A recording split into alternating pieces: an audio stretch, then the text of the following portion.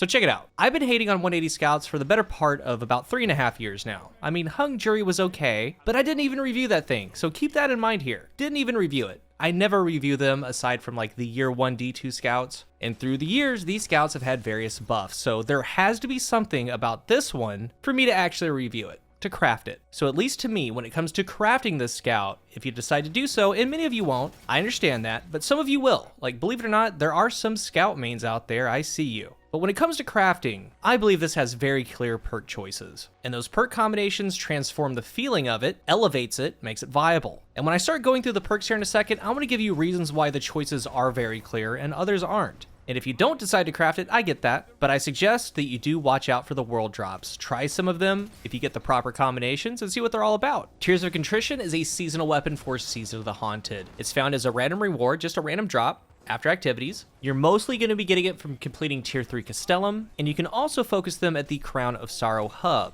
You need 5 red borders, and once you complete those, you can craft it. It's 180 RPM Scout, precision frame in that kinetic slot, and it has what I at least believe is one of the best traits in the game currently, Extrovert. Final blows while near multiple combatants or near nightmares restores health, just free health. A lot of these haunted weapons do have a lot going for them, and that trait on top is just another big thing about them. And the best part, they are craftable. 5 red borders, it's RNG, and RNG is a pretty funny thing. I went on a string with these, like I got 3 out of the 5 red borders in under an hour, just back to back to back. I picked up another later, focused the last one. When it comes to the base stats, by the way, the shader is Valkyrie 0, S tier shader for these haunted weapons, and the 180 Scout Foundation is basically accuracy. Stable, it's a true shot, and when comparing it to the other 180s, it's in line, no bad stats, decent stats, really good 49 stability, 66 aim assist for the archetype, and I actually want to start off with the perks and perk combinations, then work backward. And as I explain, I want to give you the reasoning. In the first column, we have Autoloading. I don't recommend it. It's great on special weapons, great on certain weapons, but these 180s have a base 14, 16 round magazine. Tears is 16. You're safe at a distance, you aren't trying to hard DPS, it's fine without it, and you're going to get more traction out of other perks. Perpetual motion.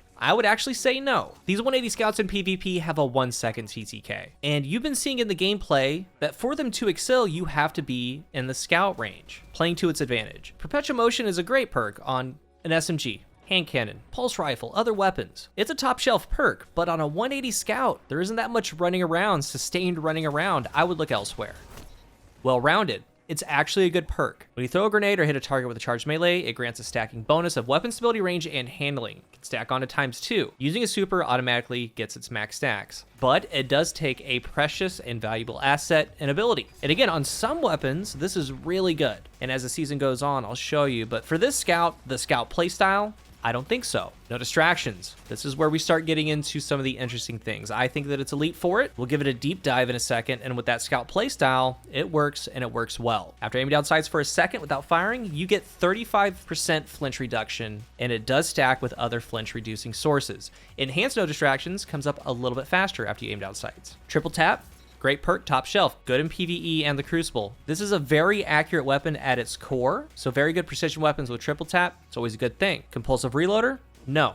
Only on Suros weapons with Suros synergy. So for this Scout, to me at least, Compulsive Reloader, Perpetual Motion, Autoloading, well-rounded, immediately thrown out the window because of the archetype. That leaves 2. In the right perk column, we have Mulligan. Not so much. Infinite primary ammo, there's a 35% chance the round's going to be refunded when you miss. Good on a special weapon. But again, Scout playstyle. You have 16 base rounds.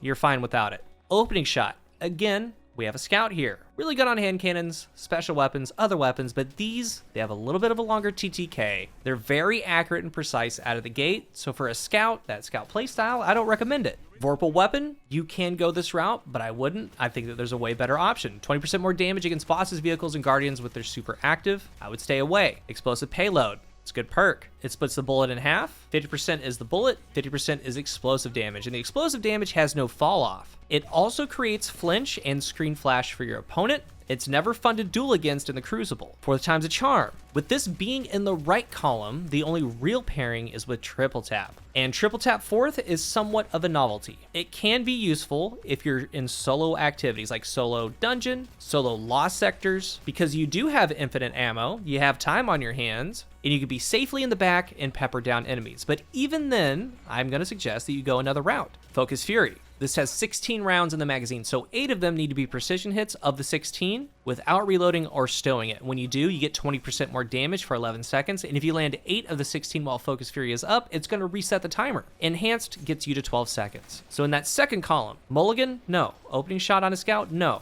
Vorpal does 20%. Explosive Payload, yes. 4th time's a charm in the right column is a tragedy, and then Focus Fury. So here we go. I am once again asking you to go all in with the unflinching changes. This is the main reason I wanted to make this video. It's the main reason I crafted it. You figured out my role probably, but here's why. My crafted role is a stability masterwork, polygonal rifling, accurized rounds, no distractions, explosive payload. 53 range, 79 stability. Flinch resistance on a 100 stability scout is 20%. So with 79 stability, we can slot in 13, 14, 15% flinch resistance with just the stability stat. I'm tier 9 resilience on my hunter. At tier 10 resilience, you get 10% flinch reduction, so around 9% here for tier 9. Those two together, give or take around 25%, just from resilience and stability. And then we have no distractions, 35%.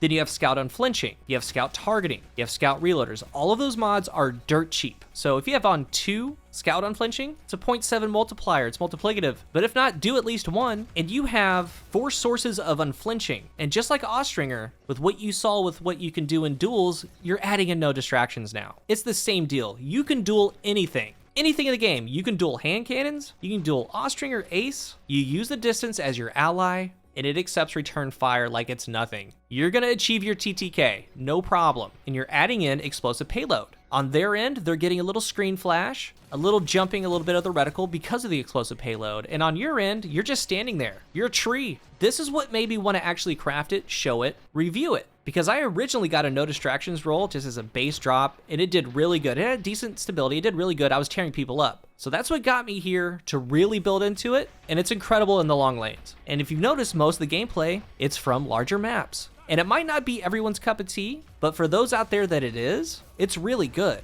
So that leaves one more perk combination. And I didn't craft one because I can show it to you with another 180 that came out this season, Staccato. It's got the same deal, triple tap, Focus Fury. And I love Focus Fury with precision weapons or a burst weapon. Like my peace of mind, I craft it with Focus Fury. Focus Fury in a hand cannon is really, really good. It's kind of like a legendary Hawkmoon perk. And this role can be used in PvE and the Crucible. And let's remember, there's Unstoppable Scout this season. And in something like the Crucible, it starts doing 66 to the head. So it's a 3-tap. And yes, you're seeing Staccato, but Tears of Contrition can roll the same thing, but with enhanced perks. But when it comes to PvE and looking through these combinations, like instead of triple tap 4th time, why not go triple tap Focus Fury? Because you're gonna be landing and returning shots anyway, or getting shots back with triple tap, you might as well have 20% more damage. And since you're back safe and you're able to land shots from a distance with the scout, it's got an extremely high uptime. And even opposed to Vorpal weapon, because you can apply that 20% with Focus Fury to all the enemies, not just the bosses and things like that. And what makes it work so well is you can craft it with triple tap Focus Fury, you can be safe at a distance, and you can still get the more damage.